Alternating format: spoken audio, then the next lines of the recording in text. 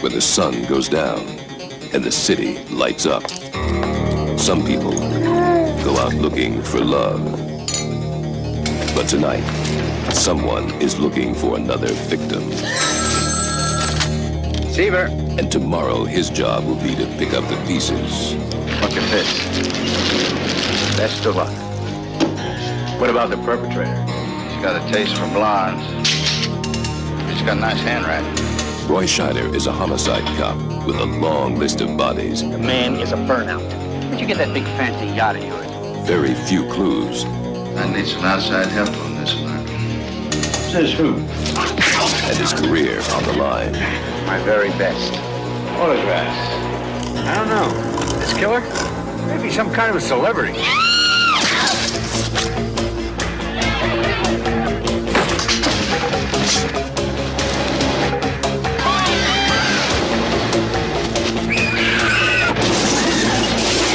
What's that? That's your guy. He's got to be laughing at us. You hear him? For every dead end, there's another dead body. But the next victim could be someone he loves. Where is she?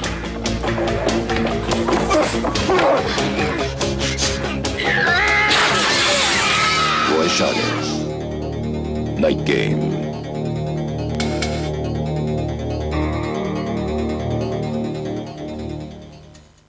Welcome, bienvenue, benvenuti.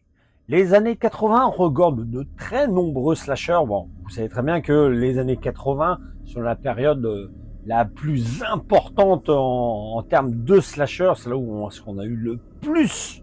Après, voilà, on a eu du bon, du moins bon, du mauvais, voire même du nanar. Hein. Et oui, hein. Et on en a certains qui, au fil des années, sont un peu passés dans l'oubli. Hein. Ou alors qu'on ne juge pas à leur juste valeur.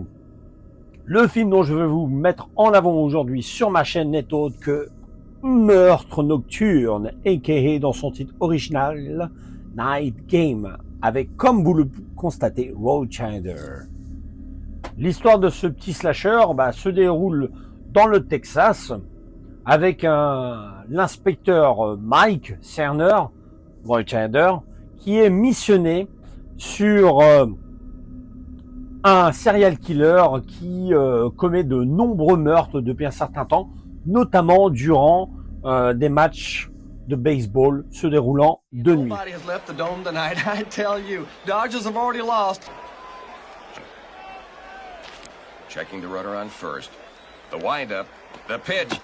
Le tueur en question a pour habitude de s'en prendre à des jeunes femmes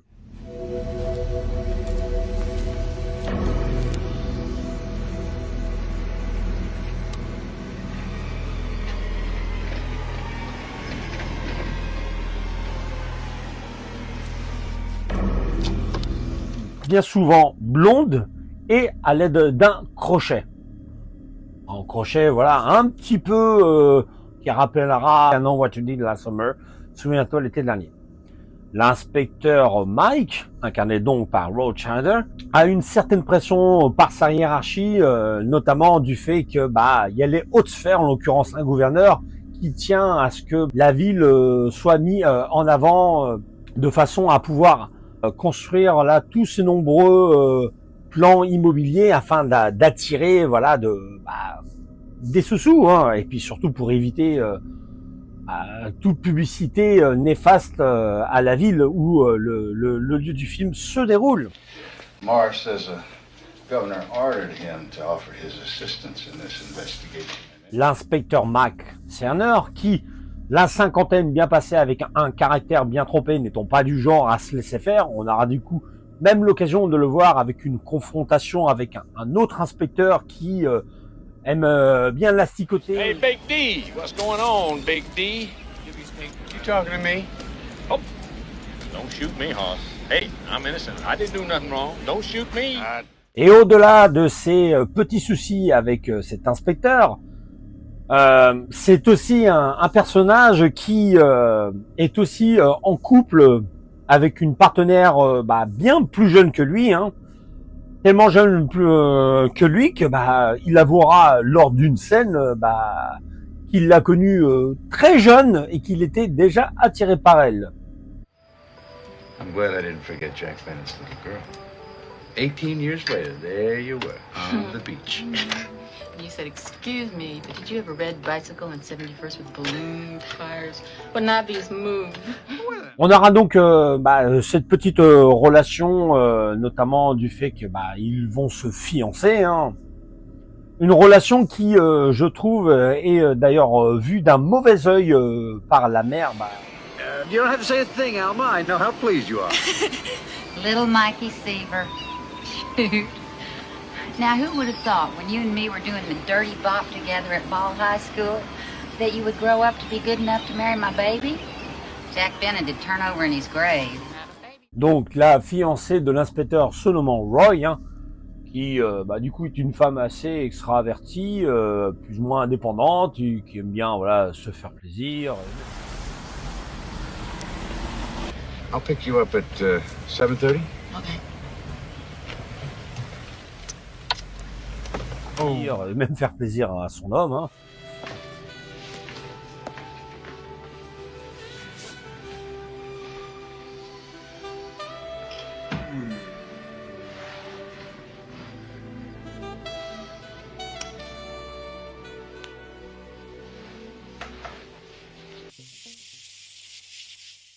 L'inspecteur Mike qui aura pas mal de fil à retordre sur cette enquête, puisque outre la pression de sa hiérarchie, de l'autre côté il y aura toujours ce tueur qui continuera à s'en prendre à nouveau à d'autres victimes.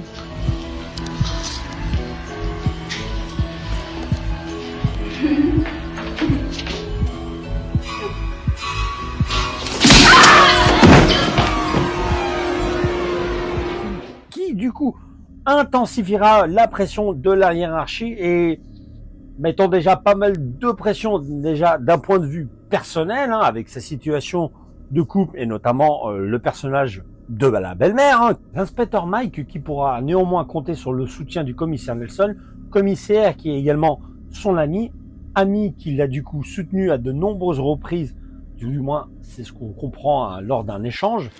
It's gonna be Dallas all over again, and I won't be able to cover your ass. Il aura du coup soutenu à divers moments de sa carrière, moments où il aurait même pu perdre tout simplement son badge. D'ailleurs, il leur répétera que parfois il se demande pourquoi il l'a soutenu autant. Why the hell am I always having to con you into getting off of the goddamn railroad tracks when a fucking train's barreling down right on top of you? Bien que l'enquête soit particulièrement difficile, allant d'indice en indice, notamment ces petits mots qu'il retrouvera sur chaque victime.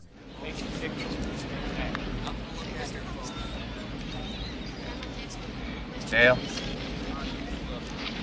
Fix that up. Yeah.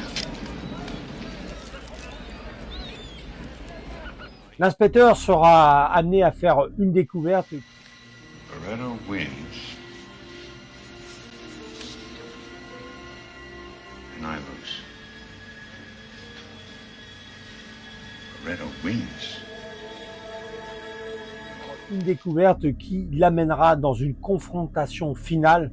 Une confrontation particulière puisque le menant notamment auprès d'un de ses plus proches. Jesus.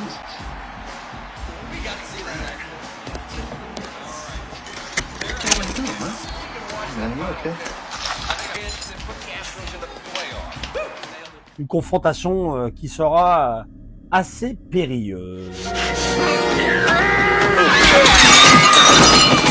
The Night Game, ou du moins dans son titre français Meurtre Nocturne, est un film qui était assez méconnu pour ma part. Hein.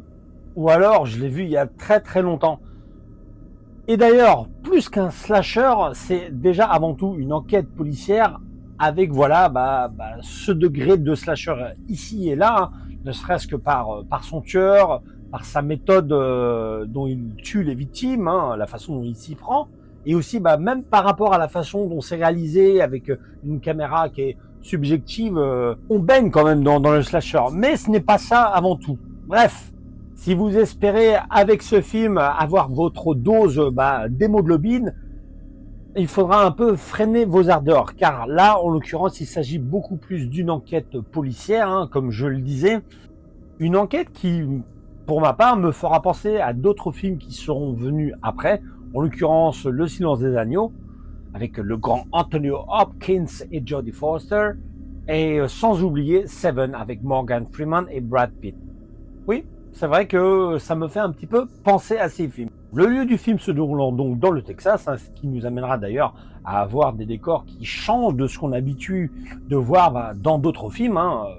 Nombreux lieux de tournage de films ont été tournés, je ne sais pas, à Los Angeles, San Francisco, etc., etc. Là, voilà, dans ce petit coin, notamment voilà, dans cette petite ville où ça a été tourné, ça donne vraiment un aspect différent, tout simplement. Surtout aux abords du stade de baseball, hein, baseball qui du coup sera vraiment en lien notamment avec l'inspecteur qui est un grand fan de baseball. On le comprendra bien assez vite puisque au début du film, il sera en train de suivre un match de baseball.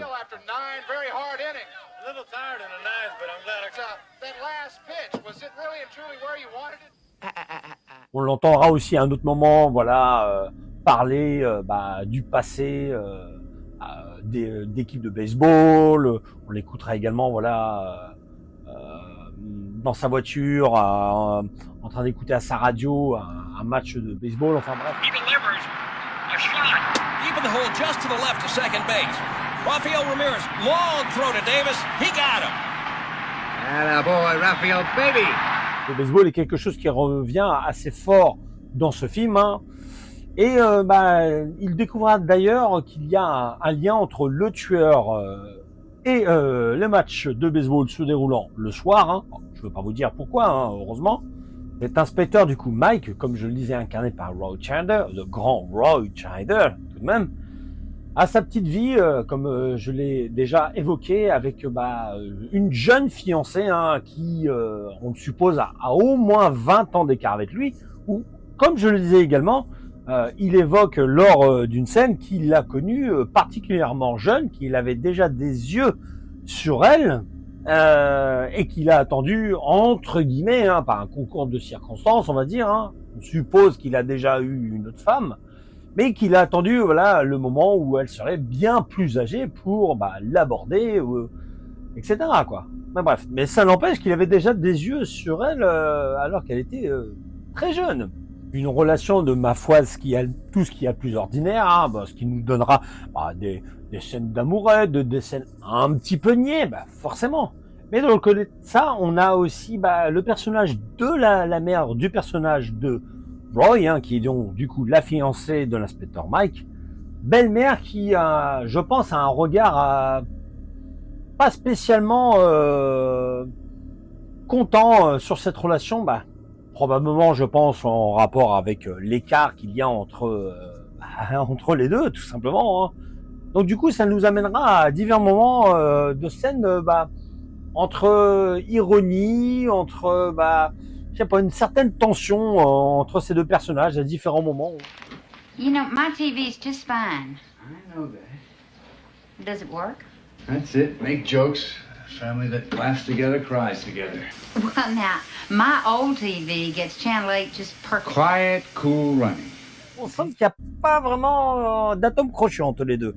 Voilà, c'est sûr que pour la nuit de noces, que la belle-mère sera mise bien de côté. Hein. Ce que j'apprécie dans les scènes mettant en avant le tueur, hein, alors pendant une période, on les a en vue subjective, hein, du moins c'est la caméra voilà, qui nous amène à cela, lorsqu'il s'en prend aux victimes. Et ce qui est agréable aussi, c'est également la musique qui accompagne ces moments-là, que ce soit lors des scènes de meurtre ou à d'autres moments, surtout que la musique est de Pino Donaggio, pour ceux qui le connaissent, hein, c'est pas n'importe qui.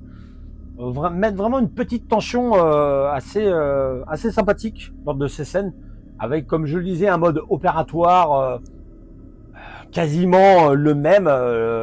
Ça pourra, je pense, en frustrer plus d'un. La façon dont il tue ses victimes sont bien souvent les mêmes. C'est le même opératoire, hein, avec son sorte de crochet, hein, comme je disais. Hein.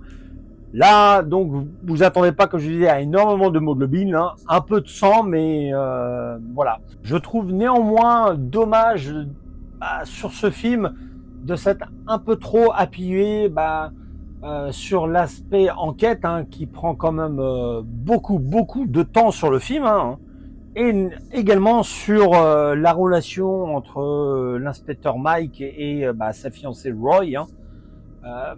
C'est quelque chose qui est mis beaucoup en avant, alors que je pense que ça aurait été assez agréable d'en voir un petit peu plus, notamment voilà sur le tueur. Hein. J'aurais bien dit que ça aurait été même aussi plus sympa de voir d'autres façons de tuer. Hein. Cela dit, on a une méthode un peu différente. Je dirais même c'est ma scène préférée du film. Hein. Ça se passe avec deux personnages féminins qui sont du coup en pleine fête foraine et qui me rappellent du coup un petit peu le film de Funhouse, du moins à ce moment-là, où elles entrent dans une attraction. En l'occurrence, c'est une attraction avec une multitude de miroirs. Beverly! I thought you were coming. How'd you get there? Go that way. Take a left, okay? Wait for me. Sure. Wait!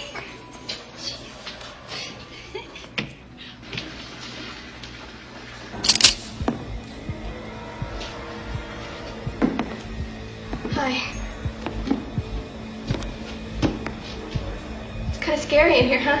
Là, les personnages s'amusent un peu hein, avec la situation et tout de suite, assez vite d'ailleurs, hein, la tension commence à apparaître hein, avec le tueur qui fait son apparition. Donc, sur cette scène-là, c'est assez intéressant, mais là encore une fois, il y a un petit côté frustrant, en tout cas pour ma part, puisque je trouve que justement le jeu avec les miroirs n'est pas assez bien utilisé. Il y aurait vraiment eu une possibilité de pousser encore plus le vice du suspense, de la tension. Alors, ce n'est pas mauvais en soi, hein, ce n'est pas ce que je dis, mais je trouve que ça aurait pu être poussé encore plus loin. Et là, surtout sur cette scène-là, alors habituellement le tueur s'en prend à un type de personnage, en l'occurrence surtout des blondes, mais là, à un bref moment, il sera un petit peu obligé de déroger à sa règle par le concours des circonstances. Tout ça, du coup, mettra forcément un peu d'huile sur le feu, hein, donc beaucoup de tension avec, notamment, voilà, cet autre problème que Mike doit affronter. En l'occurrence, je pense que ça devait être un ancien collègue ou même un autre collègue, mais il n'y a pas du tout d'atome crochu. Hein. Cet autre inspecteur qui, à chaque fois, le titillera, lui rappeler des choses de son passé dont il est pas spécialement peu fier, ou du moins voilà, qui ne reconnaît pas dans sa carrière, hein, comme juste ce genre de scène où voilà où les personnages un petit peu comme un combat de coq voilà vont s'envoyer des pics. Hein, ça reviendra à un autre moment et la tension, voilà, juste les mots, d'un mot à mot, on aura autre chose qui viendra après, en pleine face, forcément. Who did you send to my house the other night, huh? Him? Break it up!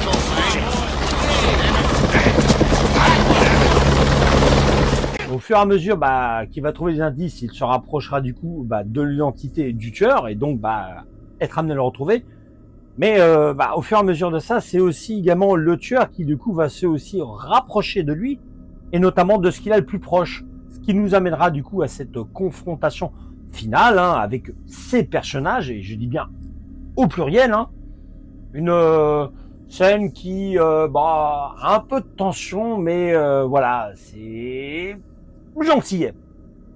Bref, une fois la finalité passée, là on tombera par contre dans les dernières minutes du film sur vraiment une scène qui pour moi gâche un peu ce final où en l'occurrence on aura l'inspecteur et le personnage Roy hein, en mode happy ending entre guillemets, mais pas que ça, voilà, puisque ça se déroulera dans le stade, hein, stade pour lequel on aura vu quelques scènes ici et là, qui est pas assez utilisé, hein, c'est bien dommage, mais je m'expliquerai là-dessus juste après. Et voilà, cette scène finale vraiment, et surtout la façon dont ça finit, on a l'écran noir derrière avec le générique. Tennessee? Yeah.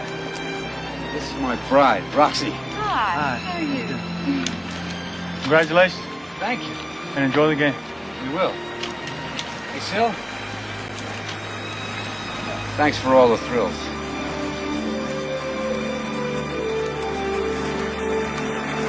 Let's play ball!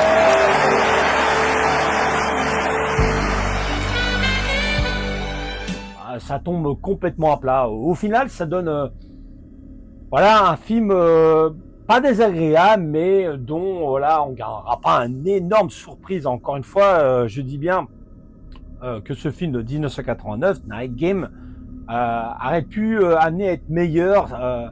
C'est bien de s'attarder sur les personnages, de développer l'histoire ici et là, c'est bien. Mais il y a des moments aussi qui servent pas spécialement à l'intérêt de l'histoire, qui nous perdent même un peu, je dirais. Hein. On a voilà ces différentes scènes avec le tueur, du moins lorsqu'il apparaît. Et je dis apparaît parce que autant au départ c'est en mode subjectif, hein, autant au fur et à mesure que l'histoire avance, voilà, on commence un petit peu à l'entrevoir avec des scènes où c'est un peu dans le flou, hein, et puis bon, bref, jusqu'à la révélation au final. Bon, ces scènes voilà où on voit le tueur sont intéressantes. Mais comme je le disais, il y a un côté frustrant, il y aurait pu avoir plus. Je ne pense pas que du coup l'intérêt était vraiment de faire un pur slasher, hein. De toute façon le résultat il est là. Mais voilà, l'aspect enquête et même ce côté histoire d'amour prend trop de place en mon sens. Je pense que il aurait fallu un peu réduire cela et développer un petit peu plus cette relation indirecte entre l'inspecteur et le tueur, voire même le baseball, hein, qui est une chose intéressante. Alors, il y a d'autres films qui ont déjà utilisé le slasher hein, dans le baseball. Je crois qu'il y a un film qui se nomme Dreamcatcher. Il me semble même d'ailleurs que je l'ai non seulement en VHS et en DVD. Bon, au pire des cas, voilà, je vais vous montrer la petite affiche, hein, vous la verrez. Mais voilà, c'est un film entre les deux. Voilà, je ne regrette pas du tout de l'avoir vu, hein, mais j'en attendais plus. Mais bon, voilà. En tout cas, il a le mérite d'exister. Et puis, il faudrait peut-être lui donner sa chance malgré tout. Tout n'est pas à jeter, ça c'est clair. Hein, c'est un film qui n'est pas désagréable. Je dirais même, ça aurait pu être une sorte de TV-film hein, par le rythme qu'il a. Mais bon, bref, on a quand même aussi des exemples d'excellents TV-films. Hein. En l'occurrence, comme un des films que j'ai déjà traité, hein, Dark Knight of the Scarecrow, qui est un excellent TV-film. Bref, n'hésitez pas à jeter un œil en tout cas à ce Night Game, a.k.a. Meurtre Nocturne. Hein. Il en vaut la peine, hein, malgré tout, malgré ce que j'en dis.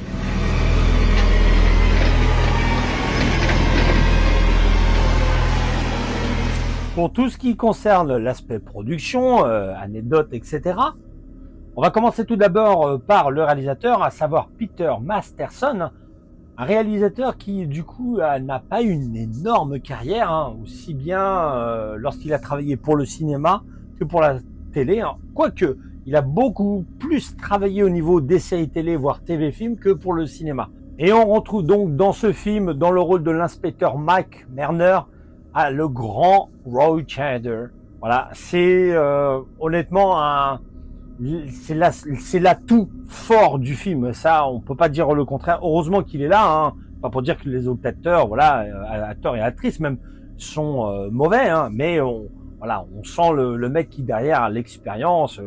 Voilà, un grand acteur malgré tout, hein.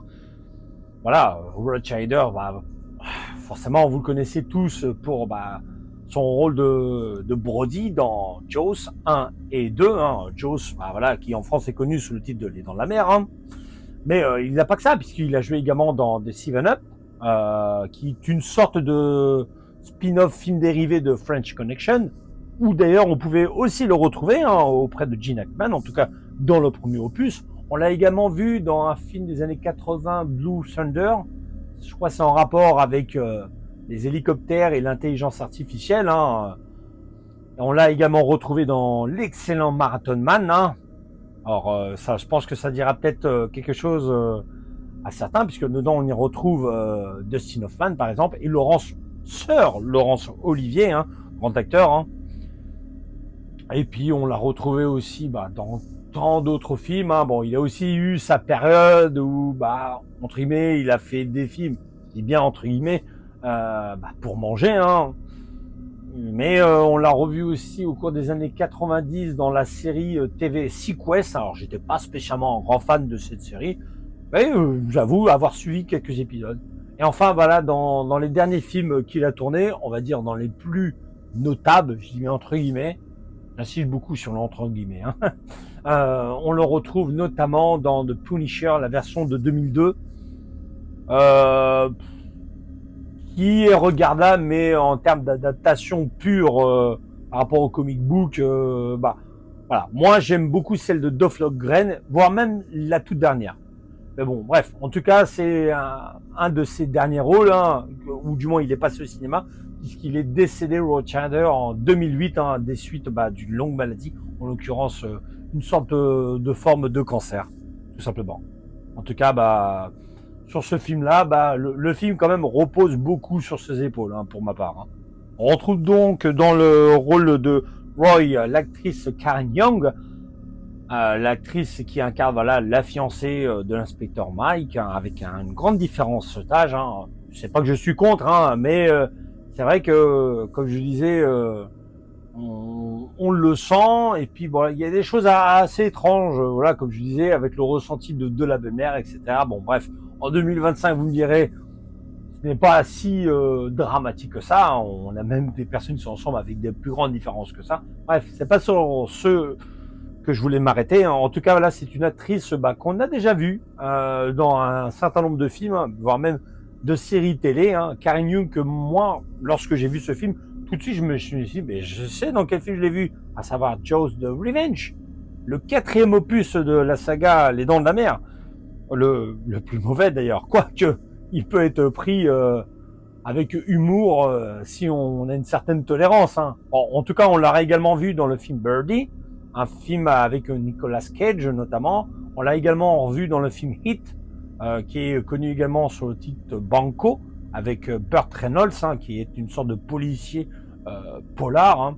On l'a également vu dans l'excellent film, en tout cas pour ma part, Hoffa, du coup qui est une sorte de film biographique, un peu autobiographique sur Jimmy Hoffa, hein, incarné par Danny DeVito.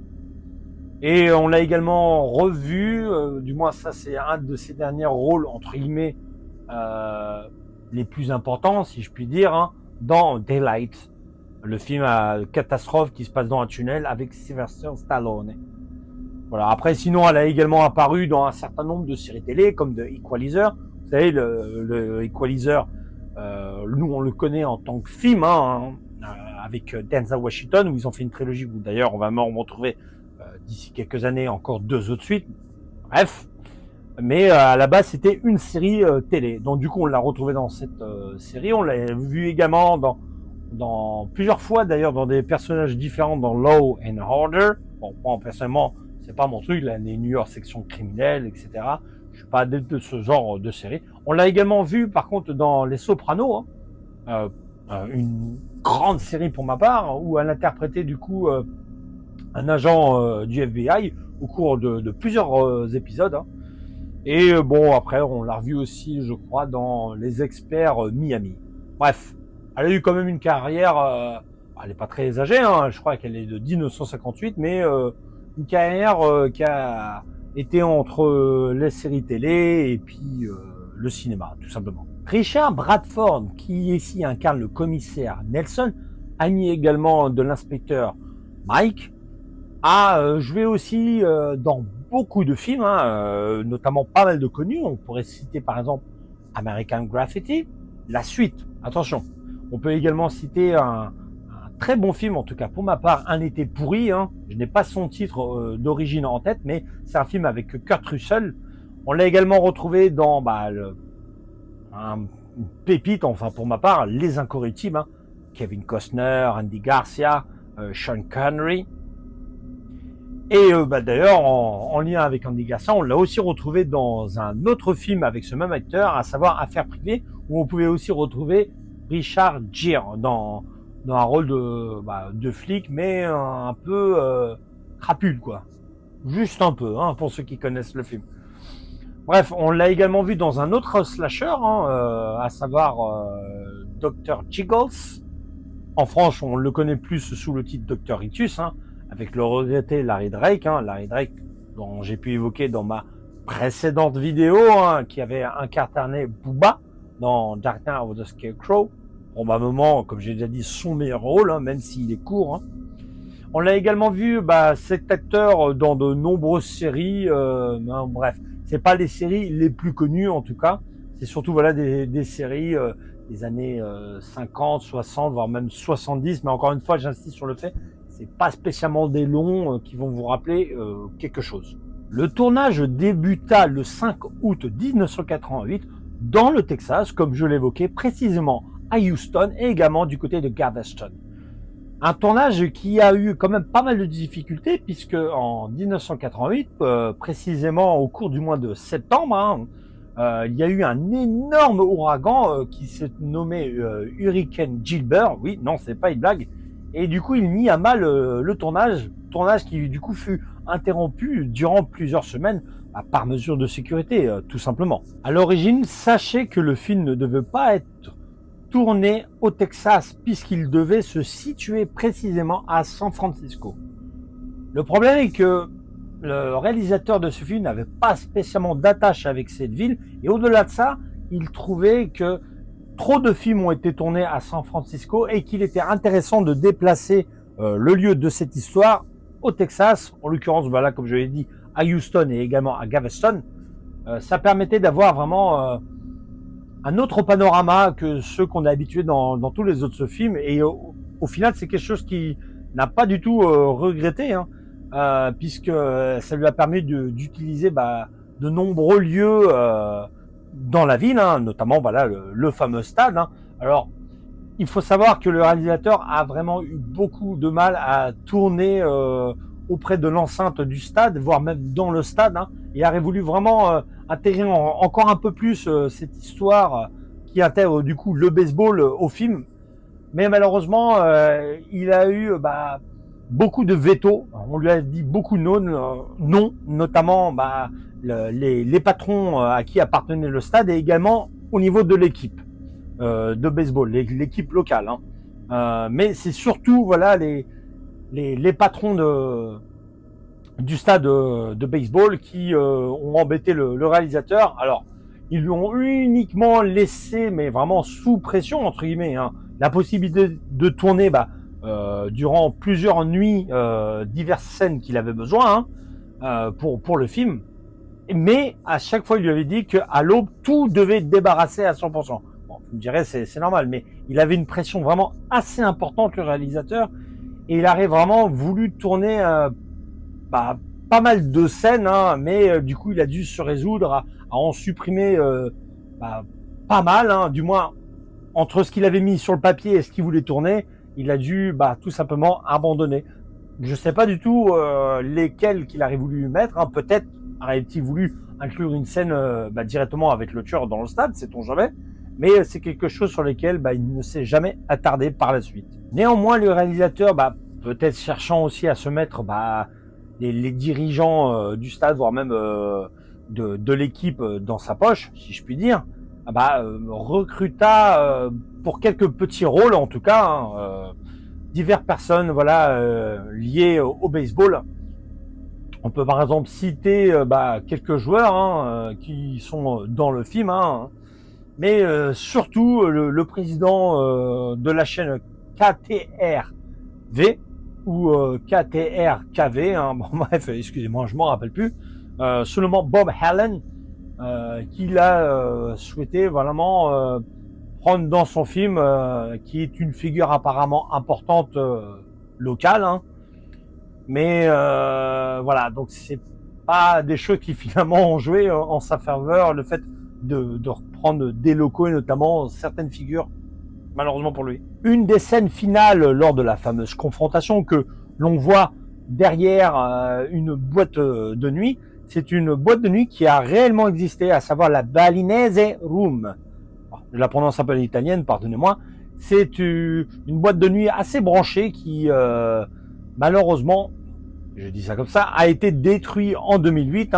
Donc, elle faisait partie du folklore de la ville et du coup a été utilisée à bon escient, en tout cas dans le film, dans cette on va dire avant-dernière scène du film, tout simplement. À un moment donné dans le film, voilà, on a le personnage de Mike qui vient déposer sa fiancée devant le cinéma parce que voilà, elle doit voir un film et lui, en attendant, doit aller vite reprendre son enquête et lui promet notamment qu'il doit venir la récupérer. Bon, ce qui nous amènera à une scène un peu amusante, on va dire. Lors de cette scène où il la dépose, on peut voir derrière elle deux affiches de films. Et c'est les petits clins d'œil que j'apprécie en tout cas, ou des petites références. En l'occurrence, on peut voir le film Pleine Lune sur Blue Water et également un autre film s'intitulant Kansas.